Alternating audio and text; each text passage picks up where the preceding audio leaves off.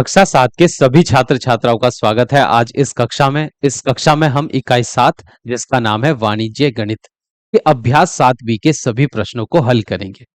अभ्यास 7 बी प्रतिलोम समानुपात से संबंधित प्रश्नों पर आधारित है। प्रतिलोम समानुपात क्या होता है यह हमने पिछली अभ्यास में भी समझा था और इस अभ्यास के प्रश्नों को हल करने से पहले भी हम समझ लेते हैं कि प्रतिलोम समानुपात क्या होता है।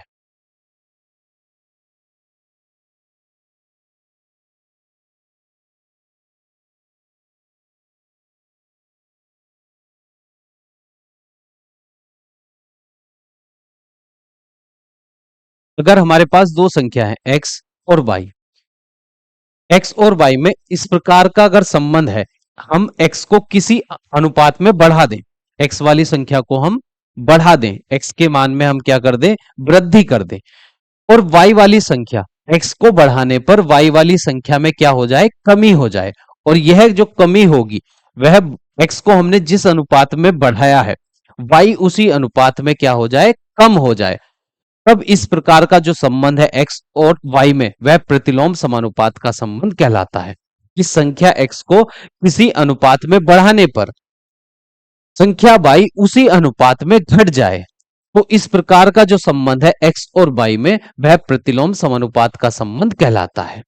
या अगर x को हम किसी अनुपात में घटा दें, संख्या x किसी अनुपात में घट जाए, तब संख्या y अगर उसी अनुपात में, जिस अनुपात में संख्या x घटी है उसी अनुपात में संख्या y बढ़ जाए, तब इस प्रकार का संबंध x और y में प्रतिलोम समानुपात का संबंध कहलाता है। जैसे हम एक उदाहरण लेते हैं कि जैसे देखिए, एक काम को करने के लिए 10 व्यक्ति एक काम को पूरा करने में 20 दिन का समय लेते हैं। या लिखते हैं यहां पर 10 व्यक्ति एक काम को करने के लिए पूरा करने में 30 दिन का समय लगाते हैं। अगर हम व्यक्तियों की संख्या पहले से कितनी कर दें, पहले से दुगुनी कर दें, अब अगर 20 व्यक्ति उसी काम को करें तो वह कितना समय लगाएंगे। देखिए, 10 व्यक्ति जब एक काम को पूरा करने में 30 दिन का समय लेते हैं, अगर उसी काम को करने के लिए 20 व्यक्ति लगाए जाएं तो वह उस काम को कितने दिन में पूरा कर देंगे। देखिए, जैसे हम व्यक्तियों की संख्या बढ़ाएंगे, यहां पर व्यक्तियों की संख्या बढ़ाएंगे तो काम का समय क्या हो जाएगा, दिनों की संख्या घट जाएगी। देखिए, एक काम को जब 10 व्यक्ति 30 दिन में पूरा कर रहे हैं, उसी काम को अगर 20 व्यक्ति पूरा करें, उसी काम को 20 व्यक्ति करें तो वह कितने दिन में पूरा कर देंगे, उसको 15 दिन में कर देंगे, 15 दिन में कर देंगे। यहां पर हमने व्यक्तियों की संख्या को दुगुना कर दिया है, दुगुना कर दिया है, और वहां दिनों की संख्या उसी अनुपात में, जिस अनुपात में यह संख्या बढ़ी है उसी अनुपात में वह संख्या क्या हो गई है, कम हो गई है। यहां पर 10 का 20 हो गया है, पहले से 2 गुना हो गया है, और वहां संख्या पहले से क्या हो गई है, आधी हो गई है, पहले से आधी हो गई है। तो जिस अनुपात में व्यक्तियों की संख्या को बढ़ाया गया है, दिनों की संख्या उसी अनुपात में कम हो गई है। यहां पर व्यक्तियों की संख्या दुगनी हो गई और वहां दिनों की संख्या पहले से आधी हो गई है। तो इस प्रकार का जो संबंध है व्यक्तियों की संख्या और उनके एक काम को पूरा करने में लगे दिनों की संख्या में जो संबंध है वह प्रतिलोम समानुपात का संबंध है। अब हम इस प्रतिलोम समानुपात पर आधारित प्रश्नों को हल करेंगे अभ्यास 7 बी में। तो अभ्यास 7 बी का पहला प्रश्न आपके सामने है। देखिए, प्रश्न संख्या 1 है, शीला 12 किलोमीटर प्रति घंटा की चाल से अपनी साइकिल द्वारा अपने घर से पाठशाला 20 मिनट में पहुंचती है। उसे 15 मिनट में पहुंचने के लिए किस चाल से साइकिल चलाना होगा। प्रश्न में कहा गया है कि एक लड़की है शीला, वह अपने घर से पाठशाला पहुंचने में 20 मिनट का उसे समय लगता है अगर वह 12 किलोमीटर प्रति घंटा की चाल से अपनी साइकिल को चलाती है। अब उसको अपने घर से अपनी पाठशाला पहुंचने में 15 मिनट का समय लगाना है, तो उसको कितनी चाल से अपनी साइकिल को चलाना होगा जिससे वह अपनी पाठशाला 15 मिनट में पहुंच जाए। तो इस प्रश्न में दो राशियां हैं, एक है चाल, और दूसरी राशि है समय। अगर शीला 12 किलोमीटर प्रति घंटे की चाल से अपनी साइकिल को चलाती है तो पाठशाला पहुंचने में उसको लगते हैं 20 मिनट का समय लगता है उसको। अब प्रश्न में कहा गया है अब उसको किस चाल से अपनी साइकिल को चलाना चाहिए। तो हमको चाल तो यहां पर ज्ञात नहीं है, किस चाल से अपनी साइकिल को चलाना चाहिए, हम मान लेते हैं x किलोमीटर प्रति घंटे की चाल से उसको अपनी साइकिल को चलाना चाहिए, जिससे वह अपनी पाठशाला 15 मिनट में पहुंच जाए। यह था हमारा प्रश्न। अब हमको सबसे पहले यह देखना है कि चाल और समय में किस प्रकार का संबंध है। अनुलोम समानुपात का संबंध है, ये प्रतिलोम समानुपात का संबंध है। तो पहले हम पता लगाएंगे कि चाल में और समय में किस प्रकार का संबंध है। देखिए चाल अगर 12 किलोमीटर प्रति घंटा है तो समय कितना लग रहा है, 20 मिनट का समय लग रहा है उसको पाठशाला जाने में। अगर चाल को अब उसे कितनी चाल उसकी होनी चाहिए जिससे उसको 15 मिनट का समय लगे। देखिए विद्यालय पहुंचने पाठशाला पहुंचने में उसको 20 मिनट का समय लग रहा है 12 किलोमीटर प्रति घंटे की चाल से। अब उसने समय कर दिया है कम, अब उसको 20 मिनट से पहले 5 मिनट जल्दी पहुंचना है पाठशाला, तो अपनी चाल को उसको बढ़ाना होगा या कम करना होगा। देखिए अगर उसको अपने पाठशाला जल्दी पहुंचना है तो अपनी साइकिल को तेज भगाना होगा, तेज भगाने के लिए उसको अपनी चाल बढ़ानी होगी। तो चाल को अपनी 12 से जो x किलोमीटर प्रति घंटा उसने कर दी है 12 से उसको अपनी चाल को बढ़ाना होगा, तभी वह कम समय में अपनी पाठशाला पहुंच पाएगी। तो यहां चाल और समय में जो संबंध है वह प्रतिलोम समानुपात का संबंध है। यहां चाल तो हम बढ़ाएगी, शीला अपनी चाल बढ़ा देगी जिससे उसको अपनी पाठशाला पहुंचने में कम समय लगेगा। तो यहां चाल का मान तो बढ़ जाएगा और समय यहां पर कम हो जाएगा। तो एक संख्या देखिए चाल यहां पर बढ़ गई है और समय यहां पर घट गया है। तो चाल जिस अनुपात में यहां बढ़ेगी समय उसी अनुपात में क्या हो जाएगा, वहां कम हो जाएगा। तो समय जिस अनुपात में यहां पर कम हुआ है, क्योंकि हमको तो चाल ज्ञात करनी है, तो चाल कैसे ज्ञात करेंगे, जिस अनुपात में समय में यहां वृद्धि हुई होगी उसी अनुपात में यहां पर चाल, समय में जिस अनुपात में यहां कमी हुई है चाल में उसी अनुपात में यहां पर हो जाएगी वृद्धि। तो यहां चाल और समय में जो संबंध है प्रतिलोम समानुपात का संबंध है। यहां चाल की मात्रा क्या हो गई है, बढ़ गई है और समय की मात्रा क्या हो गई है, कम हो गई है। पहले 20 थी अब 15 हो गई है, तो चाल 12 से यहां पर ज्यादा हो जाएगी। ठीक है, चाल और समय में किस प्रकार का संबंध है, प्रतिलोम समानुपात का संबंध है। और जब आपके प्रश्न में प्रतिलोम समानुपात का संबंध आएगा तो ये तीर के जो चिन्ह लगते हैं ये विपरीत दिशा में लगते हैं। देखिए एक राशि बढ़ गई है, दूसरी राशि पहले से घट गई है। तो यहां पर 15 और 20 में बड़ा कौन है, 20 है, और यहां बड़ा कौन होगा, 12, और x में x बड़ा होगा क्योंकि चाल बढ़ जाएगी क्योंकि समय यहां पर कम हो गया है। तो जब हमारे प्रश्न में प्रतिलोम समानुपात का संबंध आएगा तो हमको अपने सवाल को इस तरह लिख लेना है। फिर हम क्या करते हैं, सामने से सामने वाली संख्याओं की गुणा कर देते हैं।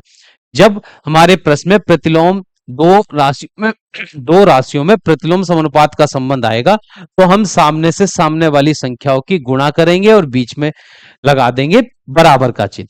तो यहां 12 की गुणा होगी, 12 किलोमीटर प्रति घंटे की गुणा किससे होगी, 20 मिनट से। बस आपको यह ध्यान रखना है चाल में चाल की दोनों संख्याओं के मात्रक एक जैसे हो, दूसरी राशि के भी मात्रक एक जैसे हो। तो यहां 12 है वहां पर 20 है और संख्याओं की गुणा कर देंगे सामने वाली संख्याओं की।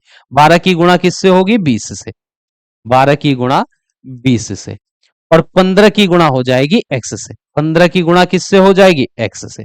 सामने से सामने वाली संख्याओं की हम कर देंगे यहां पर गुणा,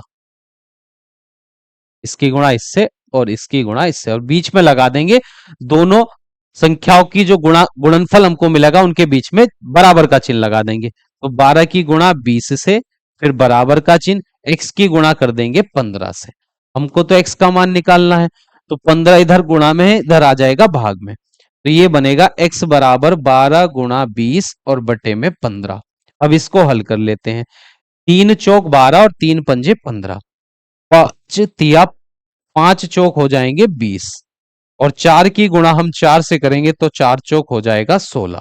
तो चाल पहले से कितनी हो जाएगी, देखिए पहले 12 किलोमीटर प्रति घंटा थी, अब उसको चाल अपनी चाल साइकिल की चाल 16 किलोमीटर प्रति घंटा से अगर अब है अपनी पाठशाला जाए अपनी साइकिल की चाल अगर 16 किलोमीटर प्रति घंटा रखें तो वह 15 मिनट में अपनी पाठशाला में पहुंच जाएगी।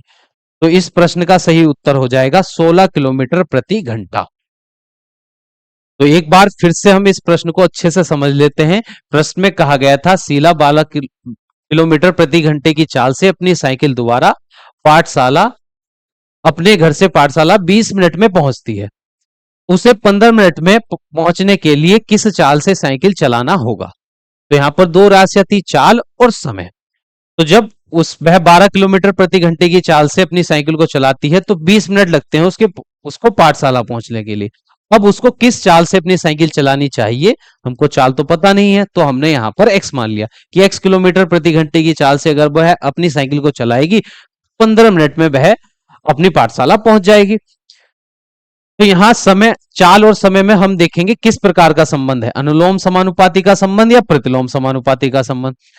तो यहां पर देखिए चाल 12 थी तो समय लग रहा था 20 मिनट का, अब समय हो गया है 15 मिनट, क्योंकि समय की मात्रा यहां पर क्या हो गई है, कम हो गई है। तो चाल हमको बढ़ानी होगी, क्योंकि जब हम तेज स्पीड से, तेज चाल से चलेंगे तो हमको नियत स्थान पर पहुंचने में कम समय लगेगा। तो यहां समय की मात्रा क्या हो गई है, कम, तो चाल को बढ़ाना होगा। तो एक राशि यहां पर बढ़ रही है, दूसरी घट रही है। जिस अनुपात में ये राशि घटी है उसी अनुपात में ये राशि बढ़ जाएगी। तो इस प्रकार का संबंध इन दोनों में कहलाएगा प्रतिलोम समानुपात का संबंध। जब दो राशियों में प्रतिलोम समानुपात का संबंध होता है तो हम सीधी गुणा करेंगे, सामने वाली संख्या से गुणा करेंगे, 12 की गुणा 20 से और x की गुणा 15 से, बीच में बराबर का चिन्ह लगा देंगे और x का मान ज्ञात कर लेंगे। जो x का मान आएगा वही हमारे इस प्रश्न का सही उत्तर हो जाएगा। तो उस शिला को 16 किलोमीटर, अगर शिला 16 किलोमीटर प्रति घंटे की चाल से अपनी साइकिल को चलाए तो वह अपने घर से विद्यालय पहुंचने में उसको समय लगेगा 15 मिनट का। यह हमारे इस प्रश्न का सही उत्तर है। अब अगला सवाल देखिए, प्रश्न संख्या 2।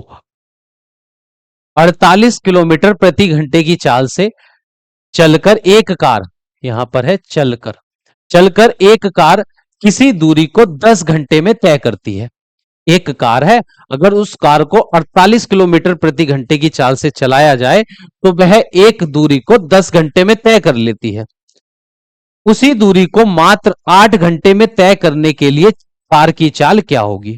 तो इस प्रश्न में भी हम देखिए पिछले प्रश्न की तरह यह प्रश्न है, यहां पर भी दो राशियां हैं, एक चाल है और एक समय है। लिखते हैं चाल, यहां पर लिख लेते हैं समय और दूसरी ओर लिखेंगे चाल। प्रश्न में कहा गया है कि एक कार को अगर 48 किलोमीटर प्रति घंटे की चाल से चलाया जाता है, 48 किलोमीटर प्रति घंटे की चाल से अगर कार को चलाया जाता है तो कुछ एक दूरी को तय करने में उसे 10 घंटे का समय लगता है। अब प्रश्न में कहा गया है अगर उसी दूरी को 8 घंटे में तय करना हो, उस कार द्वारा उसी दूरी को, जिस दूरी को 48 किलोमीटर प्रति घंटे की चाल से वह कार 10 घंटे में पूरा करती है, उसी दूरी को अगर 8 घंटे में पूरा करना हो, 8 घंटे में उसी दूरी को पूरा करना हो उस कार के द्वारा, तो कार की चाल क्या होगी, यह हमसे प्रश्न में पूछा है। तो जो राशि हमको ज्ञात नहीं होती है उसको हम मान लेते हैं x। तो यहां पर हम मान लेते हैं कि 8 घंटे में उस दूरी को पूरा करने के लिए कार की जो चाल होगी वह x किलोमीटर प्रति घंटा होगी। तो ये था हमारा प्रश्न। अब हमको ये देखना है प्रश्न में कि इन दो राशियां समय और चाल में किस प्रकार का संबंध है, अनुलोम समानुपात का संबंध है या प्रतिलोम समानुपात का संबंध है। तो यहां पर देखिए समय जो है, देखिए 10 घंटे में अगर 48 किलोमीटर प्रति घंटे की चाल से कार को चलाया जाए तो 10 घंटे का समय लगता है, और समय की मात्रा यहां पर क्या हो गई है, कम हो गई है। समय की मात्रा कम हो गई है कि अगर उसी दूरी को 8 घंटे में चलना हो तो हमको चाल बढ़ानी होगी। देखिए जब हम किसी दूरी को तय करते हैं तो जितनी ज्यादा चाल रखेंगे हम उस दूरी को उतनी जल्दी पूरा कर लेंगे, कम समय लगेगा। चाल ज्यादा होगी तो दूरी को पूरा करने के लिए समय की मात्रा कम लगेगी। तो यहां पर देखिए 10 घंटे का समय तब लगता है जब हमारी चाल 18 किलोमीटर प्रति घंटा थी।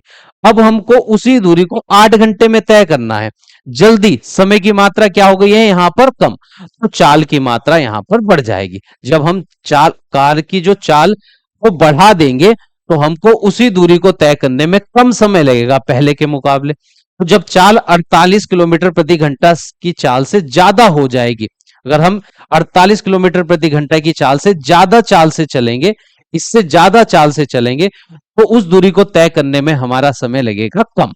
तो यहां पर जो समय था पहले 10 घंटे था, अब कितना हो गया 8 घंटे। तो समय की मात्रा कम हो गई है, तो चाल को हमें बढ़ाना होगा।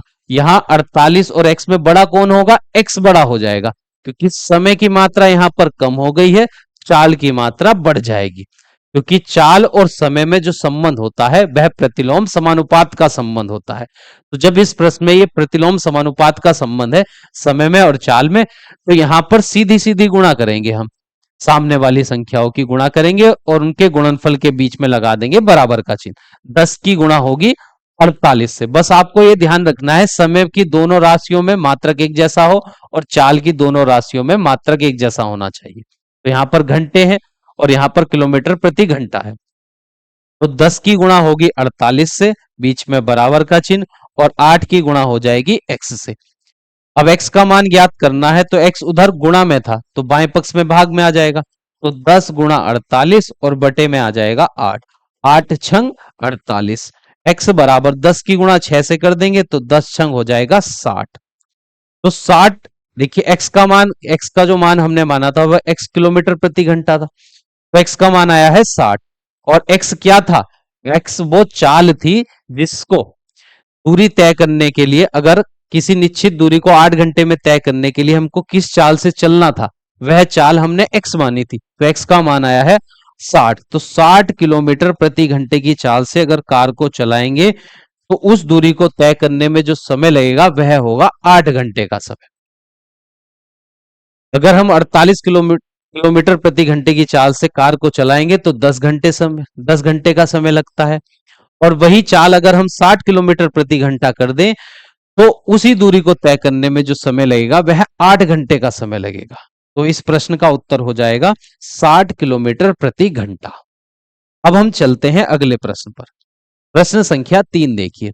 सुनीता प्रतिदिन 4 घंटे बुनाई करके 8 दिन में एक स्वेटर पूरा करती है। सुनीता जो है डेली वह 4 घंटे बुनाई करती है, प्रतिदिन वह 4 घंटे बुनाई करके 8 दिन में एक स्वेटर पूरा कर देती है।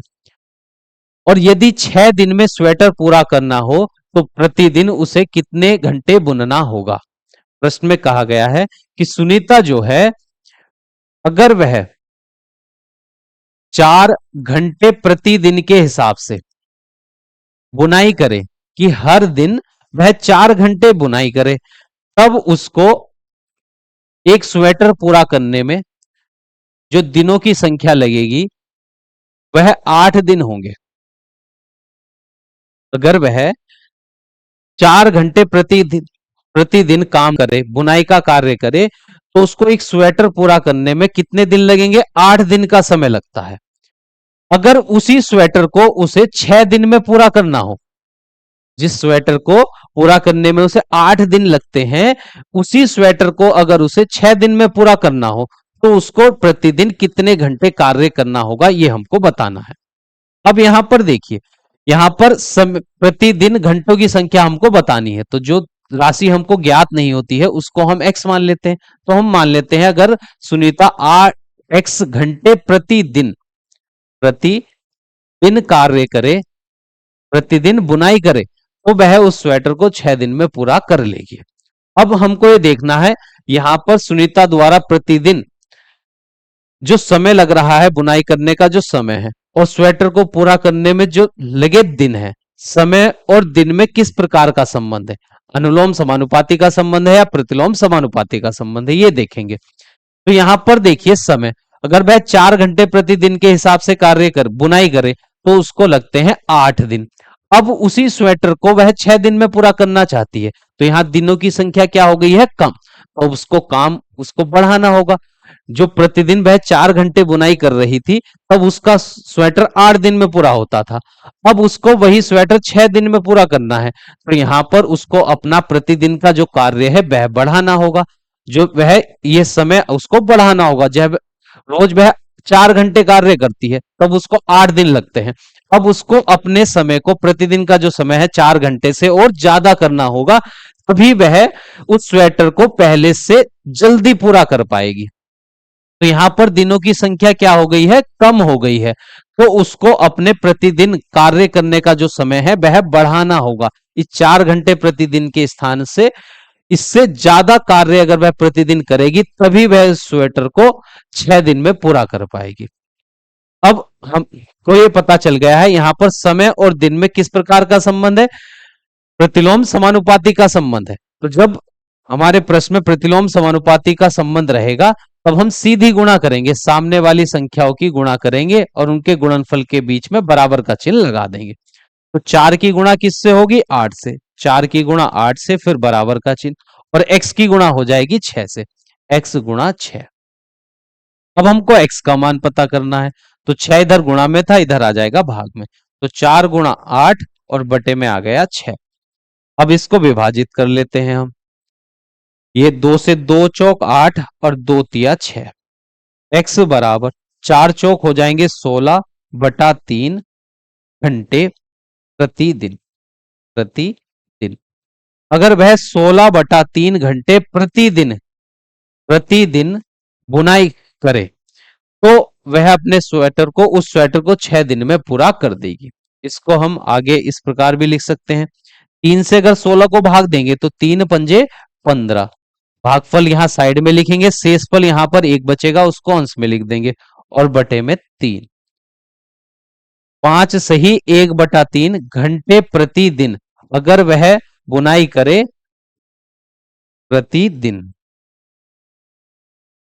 प्रतिदिन बुनाई करे, तो वह उस स्वेटर को 6 दिन में पूरा कर लेगी। ठीक है, यहां पर ये चिन्ह लगाइए या प्रति लिखिए, एक कार्य करना है यहां पर। तो मैंने दोनों लिख दिए। अगर वह 6 सही 5 सही 1/3 घंटे प्रतिदिन बुनाई करे, तो उस स्वेटर को 6 दिन में पूरा कर देगी। ठीक है, ये हमारे इस प्रश्न का हो जाएगा सही उत्तर। अब हम चलते हैं अगले प्रश्न पर। प्रश्न संख्या 4। 6 मजदूर एक कमरा 7 दिन में बना सकते हैं, 21 मजदूर कितने दिन में बना सकेंगे? उस कमरे को 21 मजदूर कितने दिन में बना सकेंगे, ये हमसे प्रश्न में पूछा है। प्रश्न में कहा गया है कि अगर मजदूरों की जो संख्या है वह 6 हो, तो एक कमरा पूरा करने में जो दिन लगते हैं वह लगते हैं 7 दिन। अगर 6 मजदूर एक कमरे को बनाएंगे, तो उस कमरे को 7 दिन में बना पाएंगे वे। और प्रश्न में आगे हमसे पूछा है कि अगर 21 मजदूर उस कमरे को बनाए, तो कितने दिन का समय वे लेंगे? तो समय कि दिनों की संख्या हमको ज्ञात करनी है, तो हम मान लेते हैं x। तो 6 मजदूर एक कमरे को 7 दिन में बना रहे हैं, तो 21 मजदूर तो उस कमरे को 7 दिन से कम दिन में ही बना देंगे। तो यहां मजदूरों की संख्या तो बढ़ गई है, दिनों की संख्या क्या हो जाएगी, कम हो जाएगी। 6 मजदूर 7 दिन में बनाते हैं एक कमरा, 21 मजदूर उस कमरे को 7 दिन से पहले ही बना देंगे। क्योंकि यहां पर मजदूरों की संख्या बढ़ गई है, तो दिनों की संख्या कम हो जाएगी। क्योंकि मजदूरों की संख्या और उनके द्वारा एक कार्य को पूरा करने में जो दिन लगते हैं, उन दिनों की संख्या में जो संबंध रहता है वह प्रतिलोम समानुपात का संबंध होता है। जितने ज्यादा मजदूर एक काम को पूरा कर, एक काम पर लगाए जाएंगे, वह उस काम को उतना ही जल्दी पूरा कर देंगे। तो मजदूरों की संख्या और दिनों की संख्या में जो संबंध रहता है वह प्रतिलोम समानुपात का संबंध होता है। तो यहां पर इस प्रश्न में प्रतिलोम समानुपात का संबंध है, तो यहां पर संख्याओं की सीधी सीधी गुणा हो जाएगी। 6 की गुणा 7 से और 21 की गुणा x से, और दोनों गुणनफल के बराबर में हम चिन्ह लगा देंगे बराबर का। 6 गुणा 7 बराबर 21 गुणा x। अब x का मान यहां से पता कर लेंगे। 21 गुणा में है, बाएं पक्ष में आ जाएगा भाग में। 6 गुणा 7 बटे में 21। x बराबर, देखिए 7 से 21 कट जाएगा 3 बार, और 3 से ये 6 कट जाएगा 2 बार। तो यहां मिल जाएगा x का मान 2। तो 21 मजदूर उस कमरे को 2 दिन में पूरा कर देंगे। तो 2 दिन इस प्रश्न का हो जाएगा सही उत्तर।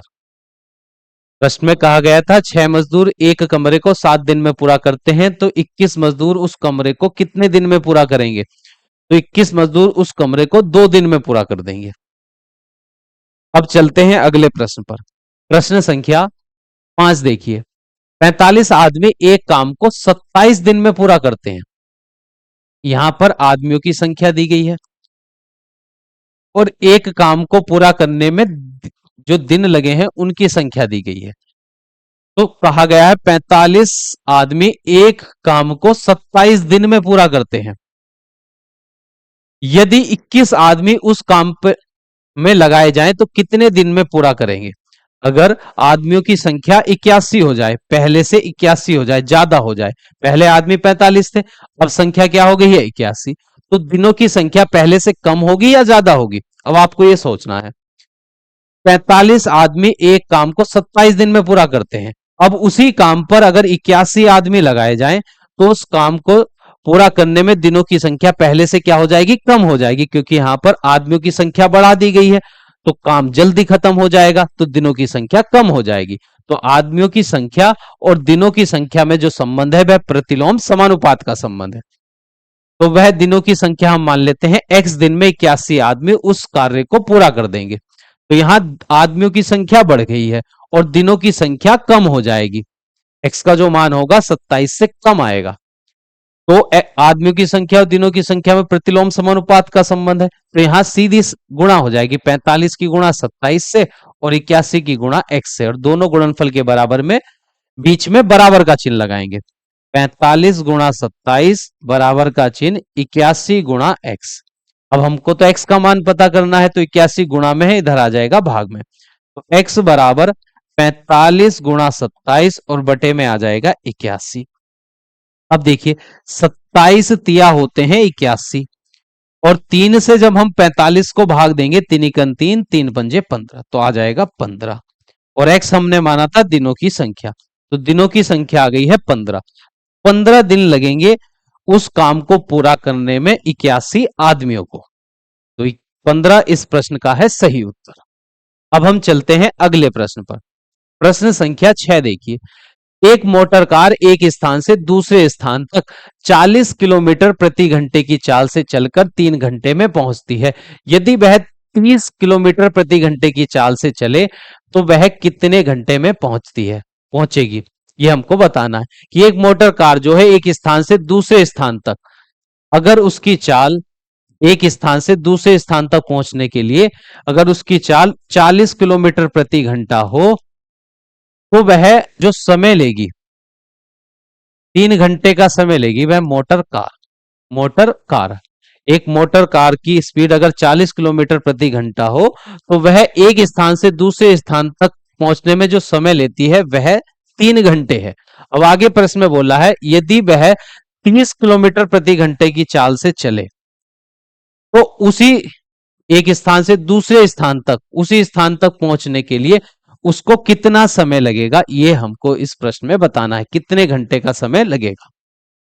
अगर कार को 40 किलोमीटर प्रति घंटे की चाल से चलाया जाए तो एक स्थान से दूसरे स्थान तक पहुंचने में उसको 3 घंटे का समय लगता है। अब उसकी चाल पहले से और कम कर दी है, 30 किलोमीटर प्रति घंटा कर दी है, 10 किलोमीटर प्रति घंटा कम कर दी है, तो जो उसको समय लगेगा पहले से ज्यादा समय लगेगा। क्योंकि अगर हम कार को धीरे चलाएंगे, पहले के मुकाबले धीरे चलाएंगे, तो उसको पहले के मुकाबले ज्यादा समय लगेगा, उस स्थान तक पहुंचने में ज्यादा समय लगेगा। तो यहां पर चाल कम हो गई है, समय की मात्रा बढ़ जाएगी, 3 घंटे से ज्यादा समय लगेगा अब उसको, क्योंकि अब चाल पहले से 10 किलोमीटर प्रति घंटा कम हो गई है। तो जिस अनुपात में यहां पर चाल कम हुई है उसी अनुपात में समय बढ़ जाएगा। तो यहां पर चाल और समय में जो संबंध है वह प्रतिलोम समानुपात का संबंध है। और जब हमारे प्रश्न में प्रतिलोम समानुपात का संबंध होता है तो अब हम करते हैं सीधी गुणा, और दोनों गुणनफल के बराबर में बीच में रखते हैं बराबर का चिन्ह। तो 40 की गुणा होगी 3 से, बराबर का चिन्ह, फिर 40 की गुणा 3 से, और 30 की गुणा होगी x से। अब हमको तो x का मान पता करना है, 30 इधर गुणा में है, इधर आ जाएगा भाग में। x बराबर 40 गुणा 3 और बटे में आ गया है 30। ठीक है, 3 से अगर हम 30 को भाग दें तो आ जाएगा 10, और 10 से अगर 40 को भाग देंगे तो आ जाएगा 4। तो x का मान आ गया है 4। तो 4 x घंटे में समय हमने माना था, ये x घंटे का समय लगेगा। 4 घंटे का समय लगेगा। अगर उस मोटर कार की चाल 30 किलोमीटर प्रति घंटा कर दी जाए तो उस दूसरे स्थान तक पहुंचने में उसको 4 घंटे का समय लगेगा, पहले से 1 घंटा ज्यादा समय लगेगा। ये हमारे इस प्रश्न का था सही उत्तर। अब हम चलते हैं अगले प्रश्न पर। प्रश्न संख्या 7 देखिए। एक किले में एक किले में 700 ग्राम प्रतिदिन प्रति सिपाही के हिसाब से 42 दिन की भोजन हो। यदि प्रतिदिन का भोजन 600 ग्राम प्रति प्रति सिपाही कर दिया जाए तो भोजन कितने दिनों के लिए पर्याप्त होगा। प्रश्न में कहा गया है कि एक किले में अगर इतना भोजन है कि अगर 700 ग्राम प्रतिदिन प्रति सिपाही कि प्रत्येक सिपाही को डेली 700 ग्राम भोजन दिया जाए तो इस हिसाब से वह भोजन 42 दिन तक चलेगा। अगर प्रश्न में फिर आगे बोला है अगर उस जो प्रतिदिन प्रति सिपाही प्रत्येक सिपाही को मिलने वाले भोजन की मात्रा अगर 700 ग्राम से अब 600 ग्राम कर दी जाए कि पहले प्रत्येक सिपाही को प्रत्येक दिन 700 ग्राम भोजन मिलता था, अब उस भोजन की मात्रा को पहले से कम कर दिया जाए, 100 ग्राम कम कर दिया जाए। पहले 700 ग्राम प्रतिदिन प्रति सिपाही भोजन दिया जाता था, अब 700 ग्राम प्रतिदिन प्रति सिपाही भोजन दिया जाए तो वह भोजन कितने दिन तक चलेगा, पर्याप्त होगा, ये हमको इस प्रश्न में बताना है। तो यहां पर एक तो दी गई है भोजन की मात्रा प्रति सिपाही और वह भोजन कितने समय तक चलेगा, ये दिनों की संख्या दे रखी है हमको कि अगर 700 ग्राम प्रश्न में बोला है 700 ग्राम प्रति सिपाही भोजन दिया जाए प्रतिदिन, 700 ग्राम प्रतिदिन प्रतिदिन प्रति सिपाही अगर भोजन दिया जाए प्रत्येक सिपाही को तो उस भोजन की जो मात्रा है वह 42 दिन तक भोजन चलेगा। उस किले में जो भोजन की मात्रा है वह भोजन अगर 700 ग्राम प्रतिदिन प्रति सिपाही के हिसाब से दिया जाए तो 42 दिन तक चलेगा। अब हमको बताना है अगर भोजन की मात्रा 600 ग्राम प्रतिदिन प्रतिदिन प्रति सिपाही कर दी जाए तब वह भोजन कितने दिन तक चलेगा, कितने दिन तक पर्याप्त होगा, यह हमको बताना है। देखिए पहले भोजन 700 ग्राम प्रतिदिन प्रति सिपाही दिया जाता था तो भोजन चलता था 42 दिन। अब मात्रा क्या हो गई है, कम कर दी गई है। अब भोजन की मात्रा कम दी गई है, प्रत्येक सिपाही को मिलने वाले भोजन की मात्रा अब कम कर दी गई है तो भोजन पहले से और ज्यादा दिन चलेगा। क्योंकि जितना भी भोजन अगर 700 ग्राम प्रतिदिन के हिसाब से अगर एक सिपाही पर भोजन दिया जाएगा, एक सिपाही को भोजन दिया जाएगा तो वह 42 दिन चलेगा। अब अगर भोजन की मात्रा कम कर दी जाएगी तो वह भोजन और ज्यादा दिन तक चलेगा। तो यहां पर भोजन की मात्रा कम हो गई है तो भोजन चलने की तो भोजन जो चलेगा वह पहले से और अधिक दिन चलेगा। यहां जो भोजन की मात्रा है पहले से कम हो गई है तो दिनों की संख्या यहां पर बढ़ जाएगी। वह भोजन पहले से और ज्यादा दिन पर्याप्त होगा उन सिपाही के लिए, क्योंकि भोजन की मात्रा कम हो गई है तो दिनों की संख्या बढ़ जाएगी।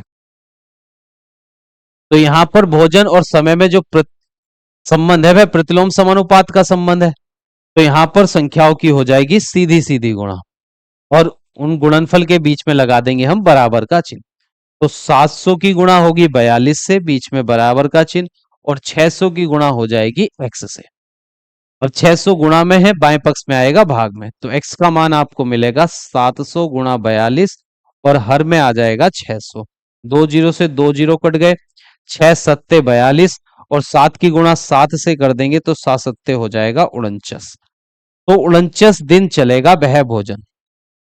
जो भोजन 42 दिन चलता था अब 49 दिन चलेगा, क्योंकि प्रति सिपाही प्रतिदिन मिलने वाले भोजन की जो मात्रा थी वह पहले से कम कर दी है। तो यहां पर वह भोजन जो पहले 42 दिन चलता था अब 49 दिन चलेगा। अब चलते हैं अगले प्रश्न पर। प्रश्न संख्या 8 देखिए। प्रश्न संख्या 8 है, जब एक नल एक घंटे में 640 लीटर पानी भरता है तो एक जल कुंड को भरने में 10 घंटे का समय लगता है। यदि उसी जल कुंड को दूसरे नल से 8 घंटे में भरा गया हो तो दूसरे नल से प्रति घंटा कितने लीटर पानी भरा। प्रश्न में हमसे बोला गया है, अगर एक नल जो है वह 600 लीटर प्रति घंटा पानी देता है। एक नल 640 लीटर प्रति घंटा पानी देता है, तो वह एक जलकुंड को 10 घंटे में पूरा भर देता है। एक नल द्वारा एक जलकुंड को भरा जाए तो अगर वह नल जो है, पहला वाला जो नल है वह 600 लीटर प्रति घंटा पानी देता है और उस नल से अगर हम उस जलकुंड को भरेंगे तो 10 घंटे का समय लगता है। अब आगे प्रश्न में कहा गया है, अगर उसी जल कुंड को 8 घंटे में भरा जाए किसी दूसरे नल द्वारा। देखिए, पहले नल द्वारा जो 640 लीटर प्रति घंटा पानी देता है कि एक घंटे में 640 लीटर पानी वह नल भर देता है, उस नल से अगर जलकुंड को भरा जाता है तो 10 घंटे का समय लगता है। एक दूसरा नल है, उस दूसरे नल से उसी जलकुंड को 8 घंटे में भरा गया। तब हमको बताना है कि वह दूसरा वाला जो नल है वह प्रति घंटा हर घंटे में कितना पानी देता है, वह मात्रा हमको बतानी है।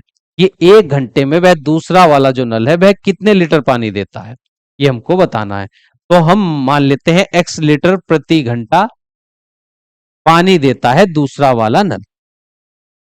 अब यहां पर देखिए, एक जो नल है पहला वाला वह 600 लीटर प्रति घंटा पानी दे रहा है, उससे जलकुंड को भरने में 10 घंटे का समय लगा है। दूसरा नल है, वह उसी जलकुंड को 8 घंटे में भर रहा है। तो बताइए, वह जो नल है दूसरा वाला है वह पहले से हर घंटे में ज्यादा पानी भरता होगा या कम पानी भरता होगा। तो यहां समय की जो मात्रा है कम हो गई है, पहले से मात्रा कम हो गई है। तो दूसरा वाला जो नल है वह हर घंटे में पहले नल से ज्यादा पानी देता होगा, तभी तो उसने उस जलकुंड को 8 घंटे में भर दिया। जो पहला वाला जो नल था वह उसको 10 घंटे में भर रहा था, क्योंकि उसके द्वारा हर घंटे में 640 लीटर पानी भरा जाता है, निकलता है। पहले वाले नल से हर घंटे में 640 लीटर पानी निकलता है, तब वह उस जलकुंड को 10 घंटे में भर पाता है। दूसरा वाला नल जो है वह उसको 8 घंटे में भर रहा है। तो इसका मतलब है कि दूसरा वाला जो नल है वह हर घंटे पहले वाले नल से ज्यादा पानी दे रहा है, तभी तो उसने उसी जलकुंड को 8 घंटे में भर दिया पहले से, और 2 घंटे कम समय लिया इसने। अब हमको बताना है कि ये कितने लीटर पानी देता है हर घंटे, ये हमको बताना है। तो यहां समय की मात्रा कम हो गई है, पर यहां प्रति लीटर प्रति लीटर जो पानी मिल रहा है उस कुएं से, उस नल से, वह पहले से ज्यादा है। तो यहां मात्रा क्या हो गई है, 640 लीटर से ज्यादा हो गई होगी, तभी तो वहां समय कम लगा। तो ये जो संबंध है प्रतिलोम समानुपात का संबंध है। तो यहां पर संख्याओं की हो जाएगी सीधी सीधी गुणा, और दोनों के गुणनफल के बीच में आ जाएगा बराबर का चिन्ह। 640 की गुणा हो जाएगी 10 से, फिर बराबर का चिन्ह, और x की गुणा कर देंगे 8 से। अब हमको x का मान निकालना है, 8 गुणा में है, इधर आ जाएगा भाग में। तो 640 गुणा 10 और बटे में आ गया 8। देखिए 8 से कट जाएगा, 8 अट्ठे 64 और 1 0। x बराबर 80 की गुणा 10 से करेंगे तो ये हो जाएगा 800। x हमने माना था x लीटर प्रति घंटा पानी देता है दूसरा नल, तो इसका मतलब ये है कि दूसरा नल जो है वह 800 लीटर पानी भरता है हर घंटे, इसलिए उसने पहले वाले नल से कम समय लिया उस जलकुंड को भरने में, 2 घंटे कम समय लिया। देखिए पहला वाला जो नल था वह 600 लीटर पानी देता था एक घंटे में, दूसरा वाला जो ये नल है ये 800 लीटर पानी देता है प्रति घंटा पहले से, और 160 लीटर ज्यादा पानी देता है एक घंटे में, इसलिए इसको उस जलकुंड को भरने में 2 घंटे कम का समय लगा था। यही हमारे इस प्रश्न का सही उत्तर है। अब हम चलते हैं अगले प्रश्न पर। प्रश्न संख्या 9 देखिए, एक छात्रावास में 300 छात्रों के लिए 15 दिन का राशन सामग्री उपलब्ध है। यदि अवकाश के कारण 200 छात्र बाहर चले जाएं तो वह सामग्री कितने दिन चलेगी, अब हमको ये बताना है। यहां पर तो लिख लेते हैं छात्र, और इधर लिख लेते हैं दिन। प्रश्न में कहा गया है कि अगर 300 छात्र हैं, तो 300 छात्र अगर हैं एक छात्रावास में, एक हॉस्टल में अगर 300 छात्र हैं, तो उनको मिलने वाले राशन की जो मात्रा है वह 15 दिन के लिए पर्याप्त है।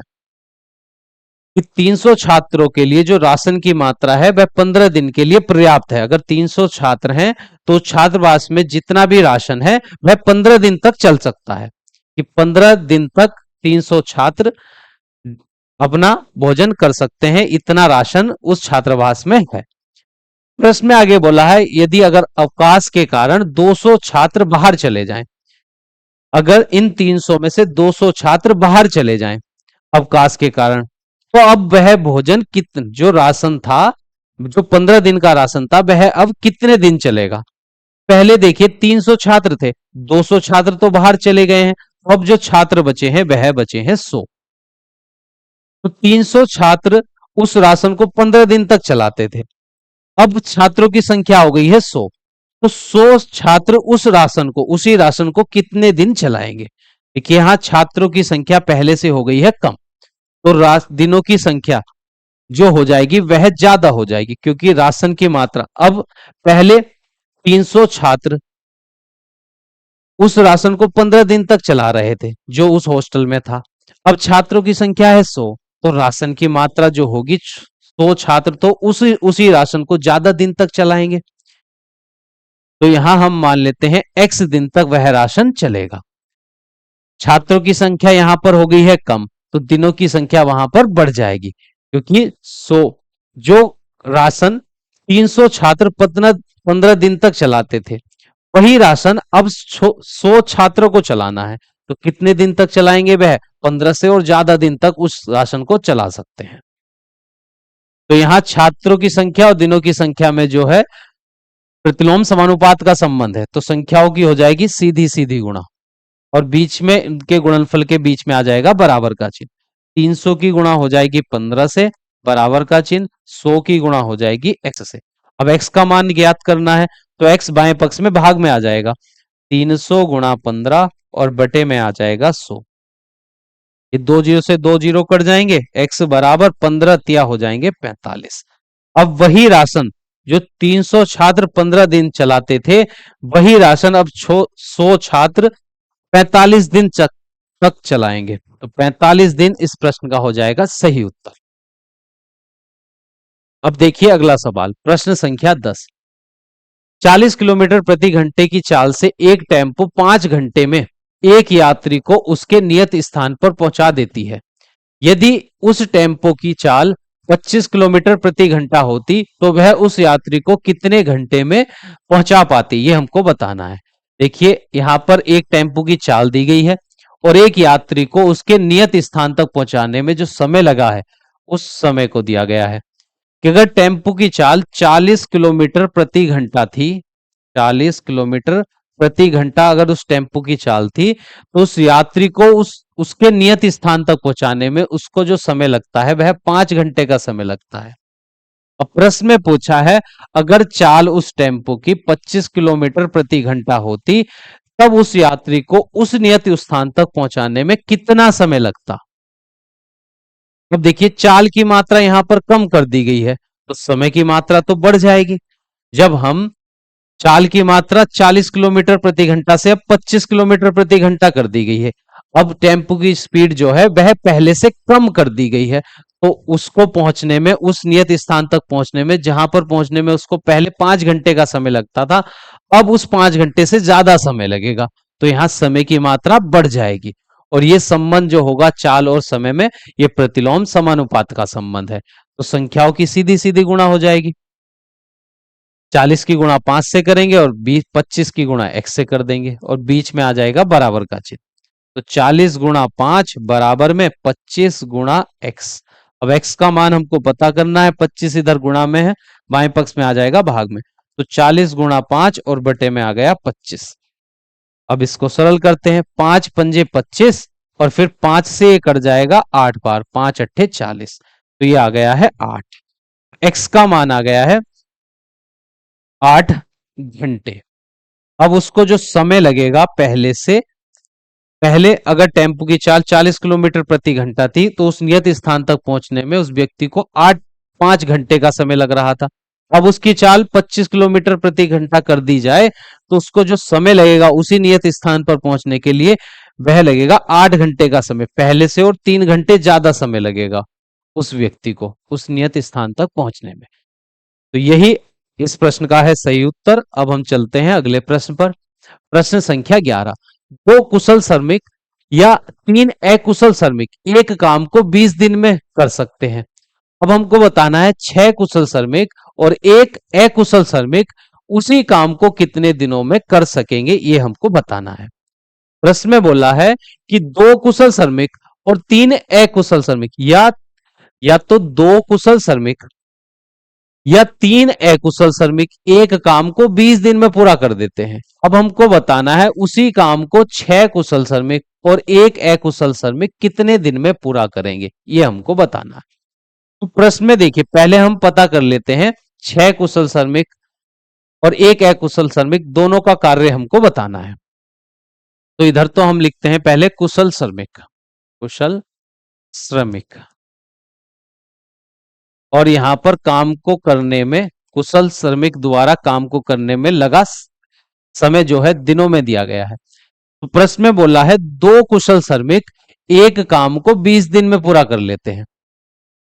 तो बताना है 6 कुशल श्रमिक उस काम को कितने दिन में पूरा करेंगे। या पहले ऐसे समझ लीजिए, यहां पर दो कुशल श्रमिक का जो कार्य है, दो कुशल श्रमिक जितना कार्य करते हैं वही कार्य तीन अकुशल श्रमिक भी करते हैं। देखिए, दो कुशल श्रमिक एक काम को 20 दिन में पूरा कर लेते हैं और आगे बोला है तीन अकुशल श्रमिक उसी काम को भी 20 दिन में पूरा कर लेते हैं, कि दो कुशल श्रमिक का जो कार्य है वह तीन अकुशल श्रमिक के कार्य के बराबर है। अकुशल श्रमिक के कार्य के बराबर है।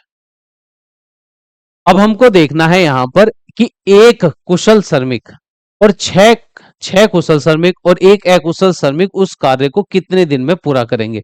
कि 6 तो कुशल श्रमिक लगाए जाएं और एक अकुशल श्रमिक लगाए जाएं, तब वे दोनों मिलकर, वे 7 व्यक्ति मिलकर, सातों श्रमिक मिलकर उस कार्य को कितने दिन में पूरा करेंगे, ये हमको पता करना है। तो यहां पर देखिए, दो कुशल श्रमिक का कार्य तीन अकुशल श्रमिकों के बराबर है। तो अगर हम एक कुशल श्रमिक का कार्य पता करें, एक कुशल श्रमिक का जो कार्य होगा वह बराबर होगा, इसको हम 2 से भाग कर देंगे, 2 इधर भाग में चला जाएगा, तो 3/2 अकुशल श्रमिक के कार्य के बराबर आ जाएगा एक कुशल श्रमिक का कार्य। ठीक है, एक कुशल श्रमिक का जो कार्य है वह 1.5 अकुशल श्रमिक के कार्य के बराबर हो जाएगा। प्रश्न में हमको बताना है कि 6 कुशल श्रमिक और एक अकुशल श्रमिक का कार्य बताना है। तो हम देखेंगे कि 6 कुशल श्रमिक कितने अकुशल श्रमिक के बराबर होंगे। तो यहां लिखते हैं 6 कुशल श्रमिक का कार्य, कुशल श्रमिक का जो कार्य है वह बराबर हो जाएगा 3/2। देखिए, यहां एक के स्थान पर 6 आ गया, 6 से गुणा हुई है तो उधर भी 6 से गुणा हो जाएगी। 6 गुणा कर देंगे 6 से तो अकुशल श्रमिक, तो 2 तिया 6 बराबर 3 तिया हो जाएंगे ये 9 अकुशल श्रमिक, अकुशल श्रमिक। कि 6 कुशल श्रमिक कितने अकुशल श्रमिक के बराबर कार्य करते हैं, 9 कुशल श्रमिक के कार्य, 6 कुशल श्रमिक का जो कार्य है वो 9 अकुशल श्रमिकों के कार्य के बराबर होगा। अब प्रश्न में हमसे कहा गया है कि अगर 3 अकुशल श्रमिक एक काम को 20 दिन में पूरा करते हैं, तो यहां पर लिख लेते हैं अकुशल श्रमिक और उनके द्वारा कार्य को पूरा करने में लगे दिनों की संख्या इधर लिखेंगे। कि अगर 3 अकुशल श्रमिक एक कार्य को करें तो वह 20 दिन का समय लेते हैं उस कार्य को करने के लिए। अब प्रश्न में जो हमको बताना है वो है 6 कुशल श्रमिक और एक अकुशल श्रमिक। ये 6 तो कुशल हो और एक हो अकुशल व्यक्ति श्रमिक।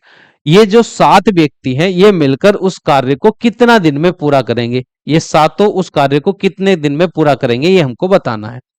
देखिए ये हमने अभी यहां पर पता करा है कि 6 कुशल श्रमिक जो हैं वह 9 अकुशल श्रमिकों के बराबर हैं। तो इन 6 का मतलब है, 6 कुशल श्रमिकों का मतलब है 9 अकुशल श्रमिक, और एक अकुशल श्रमिक ये था, तो 9 और 1 ये हो जाएंगे 10। अब हमको ये बताना है 10 अकुशल श्रमिक उस कार्य को कितने दिन में पूरा करेंगे, जिसको 3 अकुशल श्रमिक 20 दिन में पूरा कर देते हैं।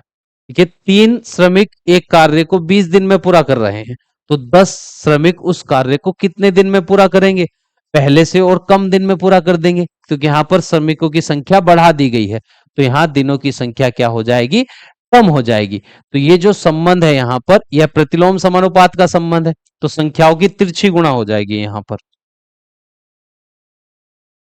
3 की गुणा होगी 20 से, बराबर में 10 की गुणा हो जाएगी x से। x गुणा में है इधर, 10 इधर गुणा में है, बाएं पक्ष में आ जाएगा भाग में, तो 3/20 बटे में आ गया 10 बराबर में x। तो ये 10 दूनी 20 और 3 की गुणा 2 से करेंगे तो x का मान हमको मिल जाएगा 6। तो 6 दिन का समय लगेगा 6 कुशल श्रमिक और एक अकुशल श्रमिक को उस कार्य को पूरा करने में। एक बार फिर से समझ लेते हैं, प्रश्न में बोला था 2 कुशल श्रमिक एक कार्य को 20 दिन में करते हैं, या 3 अकुशल श्रमिक उसी कार्य को 20 दिन में करते हैं। तो इसका मतलब यह हुआ कि 2 कुशल श्रमिक का जो कार्य है 3 अकुशल श्रमिक के कार्य के बराबर है। तो पहले हमने पता करा एक कुशल श्रमिक का कार्य कितने अकुशल श्रमिक के कार्य के बराबर होगा, तो 2 से भाग हो जाएगी। तो यहां एक कुशल श्रमिक का जो कार्य है 3/2 का मतलब है 1.5 अकुशल श्रमिक के कार्य के बराबर है। प्रश्न में हमको बताना है 6 कुशल और एक अकुशल श्रमिक उसी कार्य को कितने दिन में पूरा करेंगे। तो ये 6 तो कुशल श्रमिक है और एक अकुशल श्रमिक है, कुल मिलाकर श्रमिकों की संख्या यहां पर 7 है, और ये दोनों अलग अलग प्रकार के हैं, 6 तो कुशल हैं और एक अकुशल है। तो इनको एक ही प्रकार में बदल लेते हैं, या तो दोनों को कुशल श्रमिकों में बदल लेते हैं सातों को, या अकुशल में बदल लेते हैं। तो हमने यहां पता करा, देखिए एक कुशल श्रमिक का जो कार्य है वह 1.5 अकुशल श्रमिकों के कार्य के बराबर है। तो 6 कुशल श्रमिकों का कार्य कितने कुशल श्रमिकों के बराबर होगा, तो 6 से गुणा कर देंगे। 1.5 की गुणा जब 6 से होगी तो सॉल्व करके यहां पर हमको मिल गया 9 अकुशल श्रमिक। तो 6 कुशल श्रमिक का जो कार्य है वह 9 अकुशल श्रमिकों के कार्य के बराबर है। तो प्रश्न में हमको बताना था 6 कुशल श्रमिक और एक अकुशल श्रमिक उस कार्य को कितने दिन में पूरा करेंगे। तो 6 कुशल श्रमिक का तो मतलब हो गया है 9, 6 के स्थान पर 6 किसके बराबर है, 9 अकुशल श्रमिक के बराबर, और एक है ही है प्रश्न में, तो 9 और 1 हो जाएंगे 10। तो 10 अकुशल श्रमिकों मिलकर उस कार्य को कितने दिन में पूरा करेंगे ये हमको बताना है। तो वह हमने मान लिया है x, और जब इन दोनों में प्रतिलोम समानुपात का संबंध है तो इनकी सीधी सीधी गुणा हो जाएगी और बीच में बराबर का चिन्ह आ जाएगा। तो x का मान हमको मिल गया है 6। तो 6 दिन का समय लगेगा उस कार्य को 6 कुशल श्रमिक और एक अकुशल श्रमिक मिलकर जब उस कार्य को करेंगे तो 6 दिन में पूरा कर देंगे। ये हमारे इस प्रश्न का सही उत्तर था। अब हम चलते हैं अगले प्रश्न पर। प्रश्न संख्या 12, एक चींटी की लंबाई 4 मिलीमीटर और एक टिड्डे की लंबाई 6 सेंटीमीटर है, तो टिड्डे और चींटी की लंबाई में अनुपात बताइए। तो हमको बताना है टिड्डे और चींटी की लंबाई में अनुपात, टिड्डे और चींटी